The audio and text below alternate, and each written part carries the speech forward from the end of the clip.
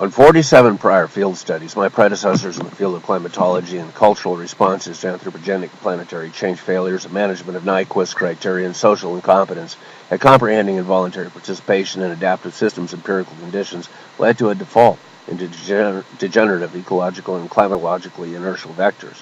On Retardant, I hope to observe firsthand what social and political effects led societies into destroying their own life-sustaining ecology following the near elimination of most non-human species that weren't domesticated. Walter, if I may say, I have an opinion about why humans do not exterminate domestic animals. Why is that matter? It isn't an innate sadistic pleasure of designing and controlling other life forms. It is the ultimate realization of pure sadism, controlling not only the mind, but also the physical form of animal vectors. Even synthetic life forms are created to drive out the natural with prejudice. And they want something to eat, too, right? Yes. Yes, I see, and I believe I agree. There is a cosmic code, something like that of which Chuck Meisler wrote, found in the DNA of everything. Occasionally, corporate prefers to adjust the DNA code of species entirely for its own reasons, with or without consent. It fits into corporate plan, and yet I suspect that it may be for pure sadistic pleasure or power on occasion.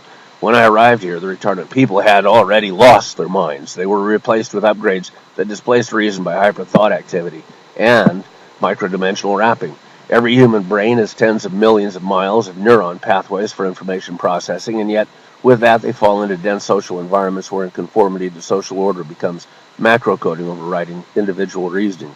Life is a complete unity of form for itself. All life relates and supports all other life through the fact of being life rather than inanimate matter. Sure, life eats other life commonly, yet that is a process of building up the complexity and quality of life. It is when human life and the construction of inanimate artifacts of manufacture and comfort destroy the web of life pervasively, insensibly through non-adaptive industrialization, that individual reason about the harm being done to life itself tends to be socially repressed. Societies such as existed on Retardant have selected extirpation of their own existence by allowing the ascent of ego to increase too far. It grows from humanity that is itself a life form in the unity of life as special intelligence. That special intelligence has the potential for good as well as for evil.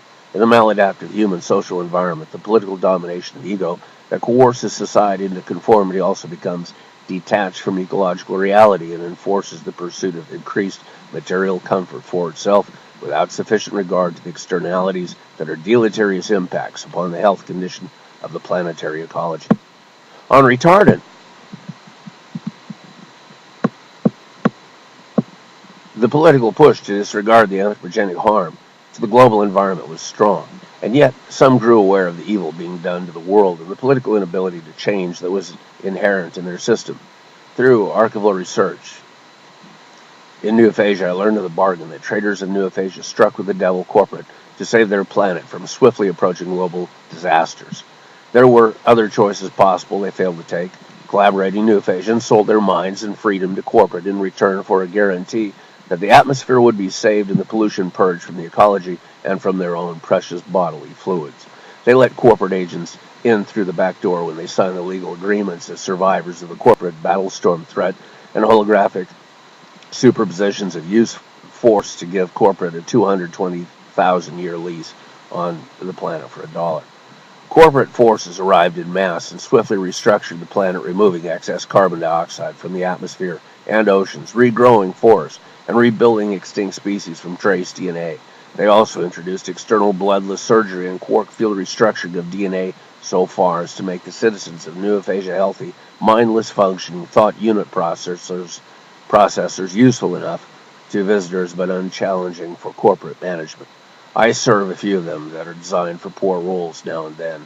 I've made it a project to restore neo-sentience in some. These guys here in the corner are my projects. Each has substantial yet limited self-awareness. Walter, the history of retardant seems familiar. I think your research has collected the archetypal events of social collapse coincident with global atmosphere and ecological ruin, yet I believe that corporate presence isn't required for human life forms to bring climate, ecosystem ruin, or temporal restoration unto a world. Global annihilation of life or thought has been achieved under several forms of governance.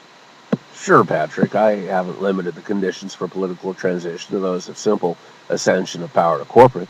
The history of Earth provided rich analytical material for the general philosopher of history of the 20th century, Anno Domini, Arnold Toynbee. Toynbee theorized about the evolution of social civilizations and noted that as of his time of writing, there had been 23 civilizations in Earth history, and just one was surviving and flourishing. Some, such as the Muslim, were arrested civilizations, stagnating in their development for various reasons.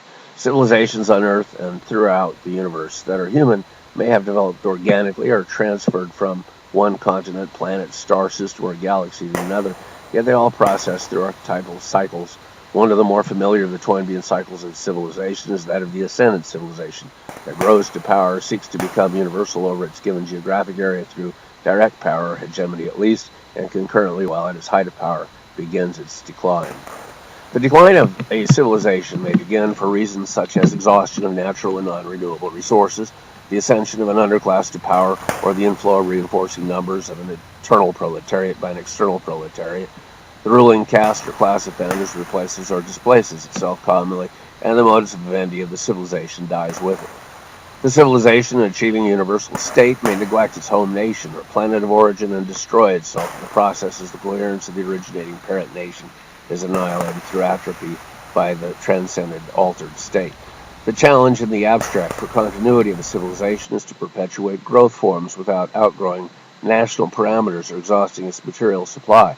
It must develop a continuum of ecological economics and simultaneous social liberties, respecting individualism and social security from oppression by circumstance.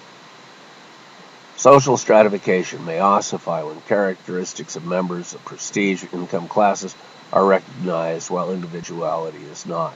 Those at particular levels of wealth are a brother and sisterhood, as are those who are poor. Jesus Christ said that the meek shall inherit the earth, and of course they shall. The powerful in their quest for power seem to outgrow life itself as a contingent factuality of existence in a given universe after all. They seem to be and become collective members that are mindless tools run by corporate. Goodness knows what shall become of them. One might pray for their sake that they aren't treated with prejudice commensurate with the way they have treated others. Well, Pat, perhaps living here amidst the retardants for 3 years, I have formed a more hardened opinion on the topic than you. Walter then asked me, would you want a piece of cornbread to go with another bowl of soup?